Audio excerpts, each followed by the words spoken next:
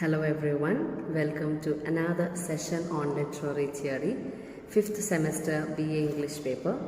And in this particular session, I'll be quickly going through the major points that are discussed in this particular textbook. And as you know, I'll be focusing more on module 1, 4 and 5. Okay.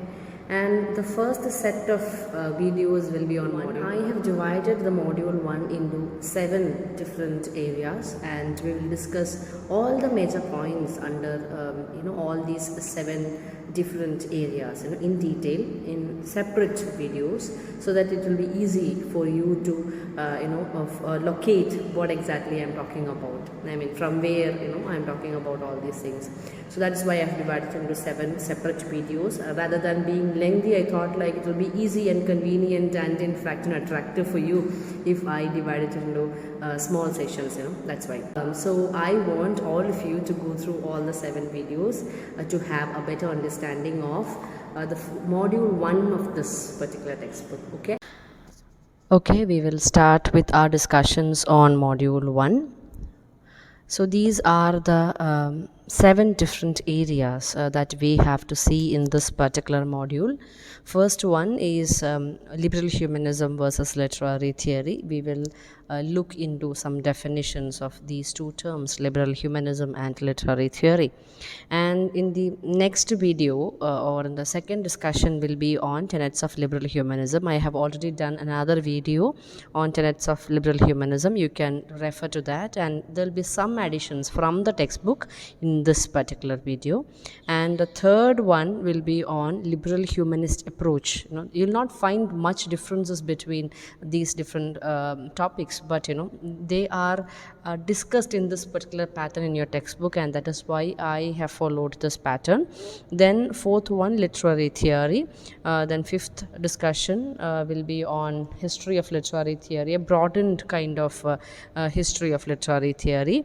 And then after that we'll discuss impact of theory, and the last is a discussion on linguistic turn, cultural turn and critical turn.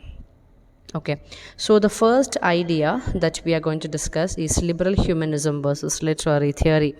So in this particular section, first point that you have to remember is like it is in the second half of the 20th century that theory became a dominant and central concern. So second half of 20th century, theory became a dominant and critical concern in the discipline of literary criticism. So in the discipline of literary criticism, theory became dominant in the second half of the 20th century. And the word theory stands for many theories borrowed or adapted by literary criticism from several disciplines. From several disciplines, literary criticism, it has adopted many theories, borrowed or adopted many theories, and a mix of all those things, or all those things together form what we actually call as theory in literary criticism right now.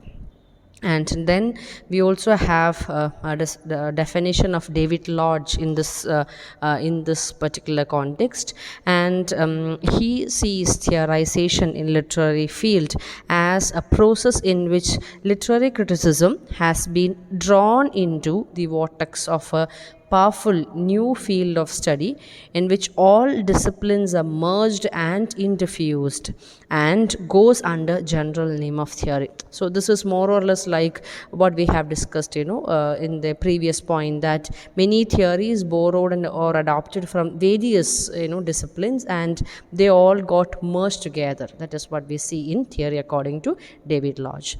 Then literary theorization has a long history which goes back to Plato and Aristotle. So it is not like something that has happened in the second half of the 20th century. Rather, it has got a long history. Next point, theory. You can see that this particular concept called theory, it was used in a fundamentally different sense. Then that's the only difference. Clear with that. And it was more in a direct, or you can say a simple sense of conceptualizing literary practice. Humanism, you will get a question as such, what is liberal humanism?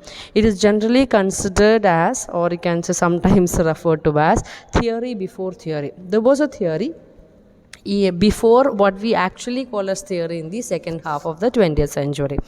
And even though liberal humanism refers to a period in the history of literary criticism before the coming of theory, the term came to be widely used in literary studies only recently.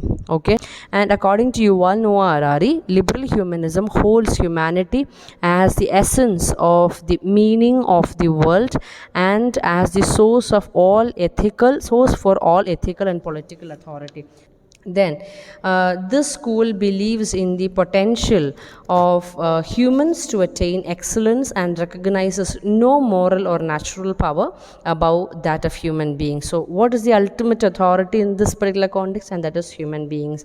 There is no other power, like no supernatural powers or no, like, divine powers that are more important than human beings, in this particular school. And thereby you can see that by stressing on the authority of humans or human reasons, liberal humanists they reject the authority of the church, and also like crown means authority of the king, okay, or queen, which held sway in the Middle Ages. That was like very prominent during the Middle Ages, but these liberal humanists they reject both the authority of the church and also of the crown, and their stress is more on the authority of humans and human reason. Okay, so that is another important idea that you have to remember. Then liberal humanists, though nobody designate themselves by that particular term, they believe that study of great works of literature makes human being free and unconstrained and autonomous. So when you go for a study of this kind, you are automatically you are freed. That is the idea that is there with the liberal humanists. Then literature is also like a source of great wisdom, okay, and great works of literature were to borrow the words of Shakespeare, you can say, not for an age but for all time, okay. And literature was believed to have the power to promote universal and timeless human values. It helps humanity in its forward march. Literature has a meaning and a purpose that is eternal and permanent. All these ideas actually belong to the school of liberal humanism. Okay, the greatness of a work of art, or you can say that something called as the timeless existence of a work of art. All these things are related to this particular concept. So the purpose of literature is eternal and permanent. All these ideas you can give to attribute to liberal humanism, the school of liberal humanism. Then next point is Terry Eagleton in his Literary Theory and Introduction, a book came in the year 1983, links the rise of English literature as an area of study in the 19th century to the rise of liberal humanism. We have already seen that in our discussions. And then liberal humanists they did not care to analyze one, the context, then second one, the author and his ideals or beliefs, then third one, historical aspects, societal aspects. They are not at all bothered about any of these things, in which context that particular work has come up, or what are the ideals and beliefs of the author, the historical situations, or you can say the milieu. None of these things, or you can say the societal aspects, none of these things are important for the liberal humanists. Okay, rather their focus is on the meaning of the text is a central concern. Their focus is on the meaning of the text. It is a central concern of the critics and also of the readers. Meaning is there in the text independent of its context. That is their idea. Okay, so these are the major ideas discussed in the first section of module 1, and we'll continue with our discussions in the next video.